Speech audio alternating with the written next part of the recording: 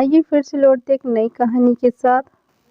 कहानी घर घर की ऐसी होनी चाहिए। सुबह 10 बजे तक सोने और बार बार उठने पर भी थोड़ी देर और सोने दो ना कहने वाली सलोनी आज भोर को 6 बजे उठ गई थी।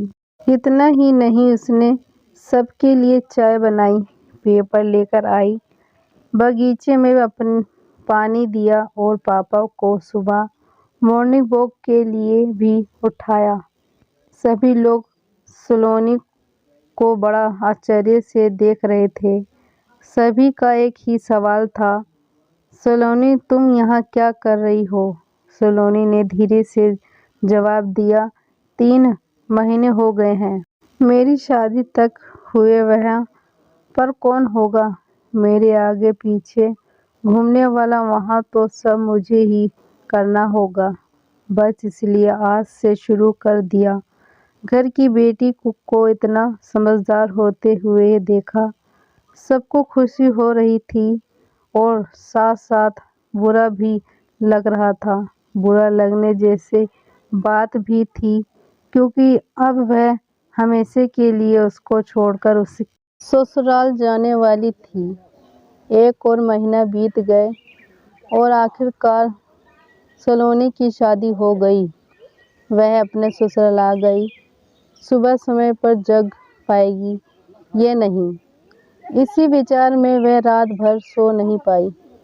सुबह होते ही उसने नहाया और पूजा की और खाना बनाने की तैयारी करने लगी। वह सोचने लगी कि आज खाने में क्या बनाया जाए जो बड़े और बच्चे दोनों को पसंद आए। तभी पीछे से एक मीठी आवाज़ आई। सलोनी ने पीछे मुड़कर देखा तो उसकी सासू माँ थी। अरे बेटा, इतनी जल्दी क्यों उठ गई? शादी की भागदौड़ में थक गई होगी, ऊपर से घर वालों की याद भी आती होगी, और मैं जानती हूँ रात को ठीक से सो भी नहीं पाई होगी। ऐसे तो तुम्हारी तबीयत खराब हो जाएगी। सलोनी मन ही मन सोचने लगी, मेरी सासू माँ तो बिल्कुल वैसी नहीं है जैसी मैं सोच रही थी। मैं तो डर के मारे कितनी दिनों से सुबह जल्दी उठने का प्रयास कर रही थी। यहाँ तो परिस्थिति बिल्कुल अलग है। सलोनी ने कुछ काम खत्म ही किया था कि तभी सासू माँ ने आवाज़ दी, बेटा इधर आओ, देखो तो सही मैं क्या बना रही हूँ। मटर पनीर, परवल और गाजर का हलवा। अरे वहाँ तो सभी मेरे फेवरेट डिश है।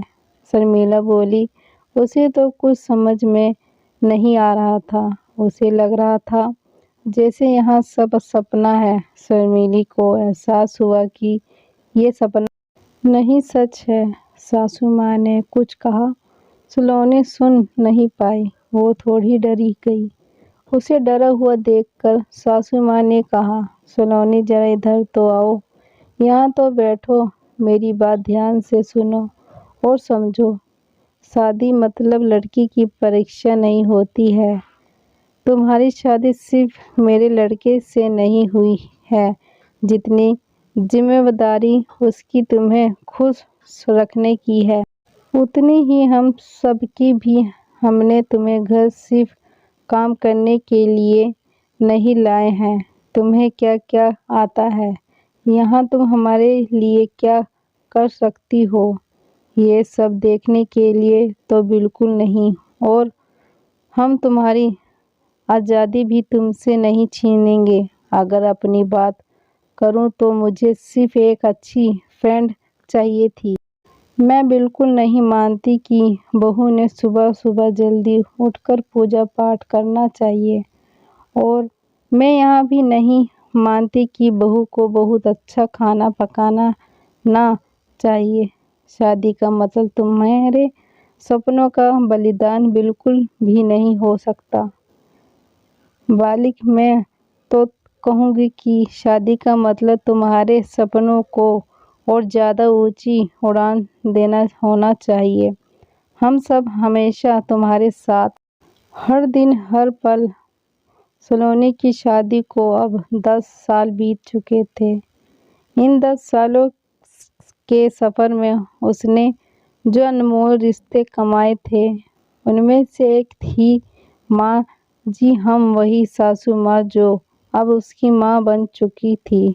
सलोनी ने अपने जीवन में काफ़ी उतराव चढ़ाव देखे थे, लेकिन उसके मन में यह एक सोच बहुत पक्की बैठ चुकी थी कि जब भी उसके लड़के की शादी होगी और वह घर में बहू लाऊं, तो वह भी अपनी सासू माँ की तरह ही अपनी बहू के साथ व्यवहार करेंगी।